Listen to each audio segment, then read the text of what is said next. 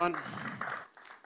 Okay, moving on from that topic now, I suppose I should say it is 10:30. This debate is scheduled to conclude at 10:30. Unless somebody wants to 9E me, I'm quite happy to continue this for a while because we started late. So everybody happy enough with that? Okay, moving on. It was very clear watching the debate this evening that there's very divergent views in relation to student finance.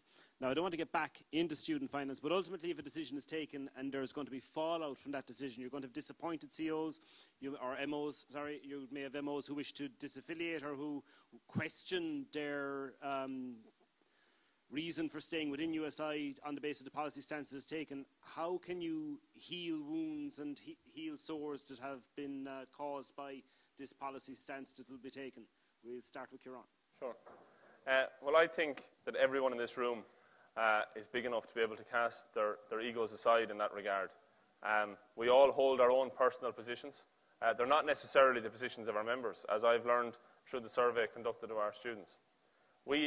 If we assume that the outcome of any future referendum is based on consultation from students who are members of students' unions across the country, then we have to assume that the outcome would then be representative of students across the country. We have to work to ensure that that process is robust, and we now have some time to further ensure and further develop, having tried once, but we have to ensure that if the position that each of our unions takes is truly representative of the student body that makes up its membership, then there should be no issue in terms of fallout. There should be an appreciation that USI has engaged in the democratic process. We weren't afraid to ask the question, and we're not afraid to deal with the consequences. That is the sign of an organisation which is capable of representing its members.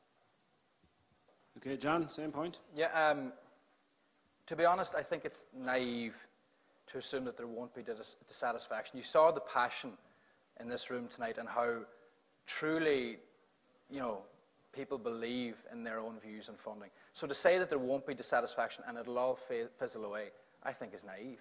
So we are going to have dissatisfied unions one way or the other.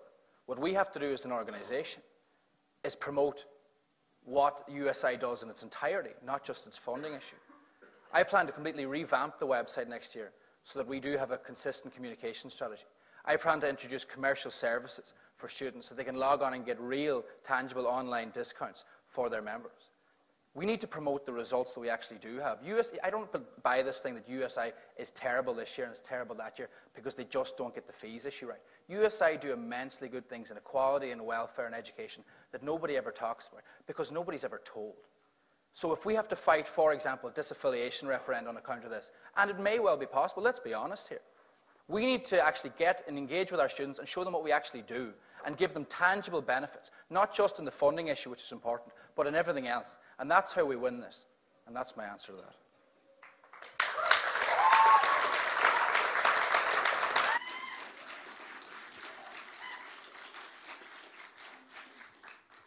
Kieran?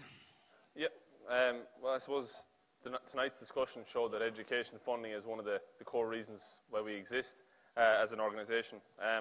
So, of course, we are going to be judged by our successes and our failures in this particular area. It is an area which touches every single student's life, whether it's in terms of grants or fees or whatever it is. In some way, a student is affected, either negatively or in some cases positively, by the system which we currently operate within.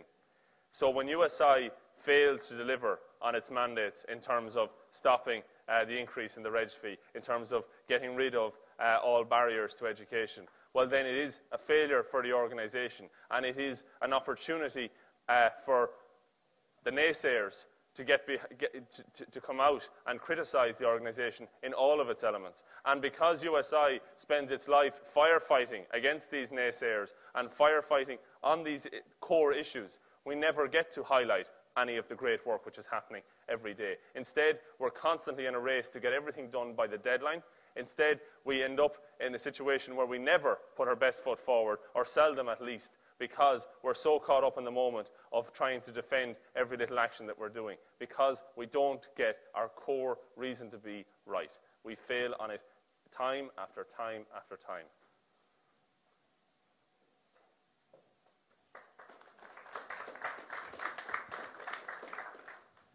Okay, well, speaking of naysayers, what are we going to do to gain affiliates from amongst non-affiliates, particularly if we're a house divided?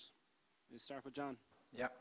And I mean, I go back again to telling students what we do and providing them tangible benefits beyond that of, I mean, funding is the main issue why USI exists. There's no secret about that. But it doesn't have to be the only reason why USI exists. And if you go to DCU or you go to CIT or you go to Mary I or UL, they'll all say the exact same thing. We get the benefits anyway. If USI fights fees, we get the benefits anyway. If USI creates a job bridge scheme, we get the benefits anyway. I want to be able to go into DCU and UL and CIT next year and stick up a big board and say, this is what you'd save if you joined USI. Look what we do. If you don't want to join us, you're screwing your students. And that's how we get DCU and UL and CIT and Mary I back on board. We offer them things beyond funding. And I know how to do that. I've set in place the policies that will do it, and I've asked Gary to already look at them. So I've already started working on this process. I won't start on the 1st of July. I've already started. Right. Kieran.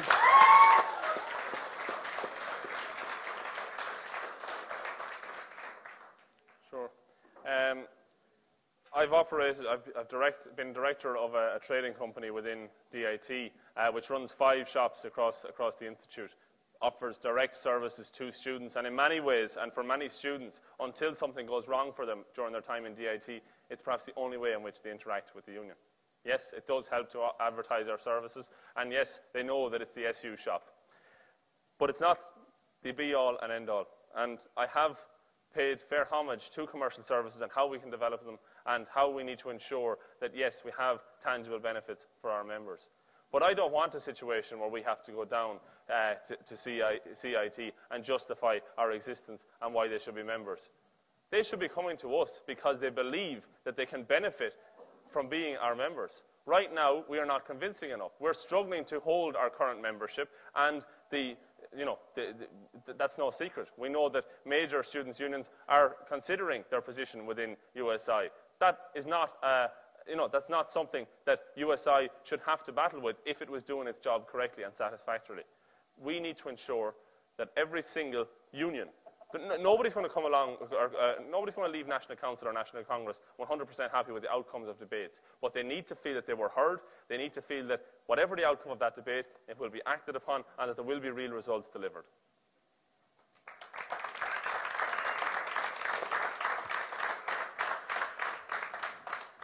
John, aside from bribing non-affiliates, have you anything further to add on the topic? I disagree with what Kieran said. I mean, you can sit and wait for the fish to jump into the boat, or you can stick a line in with a big lump of bait on the end of it and go after them. And I think if we want to be a collective union representing the entirety of the students of Ireland, I think we do have to actively pursue these people, because their affiliation fees and their membership and their engagement with us will only seek to strengthen USI. So to say that we're going to sit here and wait, twiddling our thumbs for them to come to us, bull. We need to go out and actively seek these guys. That's what the area officers are there for. That's what we're there to do, and that's what I will do next year. Absolutely.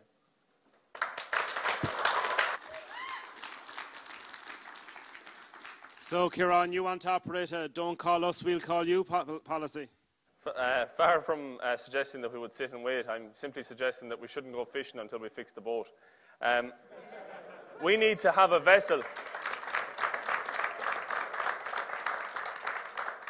We need to have a vessel that we are confident to sail in, that we are sure that it will deal with the pressures of a long campaign, that will come out on top, that its members will feel that they were a part of that campaign, that they affected some change, that they made a difference to their lives and to their brothers and sisters and their sons and daughters that will come after them. Right now, we are failing at that. The reason that students' unions are currently members is not necessarily because of the direct benefits that members are getting. Oftentimes, it's because of the huge benefit that officers get from things like training and from interaction.